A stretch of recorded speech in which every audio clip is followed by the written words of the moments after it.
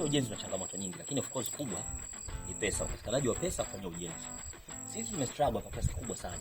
Kama nilivyokuonesha kule kwenye basement kuko tayari, bado finishing. Lakini pia kwenye ground floor unaweza kuona kwamba upande ule mmoja tumeshafunika, ila upande huu hatujafunika. This time around tunapambana tuweze kupata funds kufunika upande huu wa pili, ili kwamba sasa na ground yote iwe imekamilika. Katika hali ya kawaida ni kwamba process hizi zote zinategemeana. Kwa hiyo unaangalia ni kipi kianze, kipi kifuatie. Je, nijenge wing moja mpaka ishe au nijenge wing zote mbili kwa wakati mmoja? Sisi tunaamua kujenga wing zote kwa mfuatano mpaka tutakapofika mwisho. Jengo letu liko katika level mbaya, hatua tulikuwa nayo mpaka sasa hivi.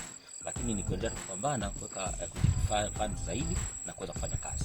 Kwa hiyo tunachoweza kusema ni kwamba inspiration tu, yani kujenga ni hatua na ni taratibu.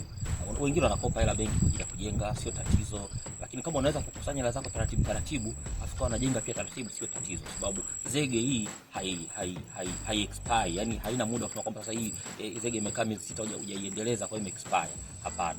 Kwa jenga kwa amani, jenga katika mfumo ambao usisababishe wewe ukashindwa kufanya majukumu yako mengine, ikiwa ni ya kitaasisi au ya familia. Yani ni kwamba sio watoto washinde kwenda shule kwa sababu unajenga, sio kosa chakula kizuri kwa sababu unajenga, sio kwamba wafanyakazi wako wakose mishahara kwa sababu unajenga. Kwa hiyo lazima balance, the scale should be balanced to make sure kwamba majukumu yote unaweza kuyafanya na ujenzi pia unaweza kufanya ukaenda taratibu mpaka kufika level unayotakiwa.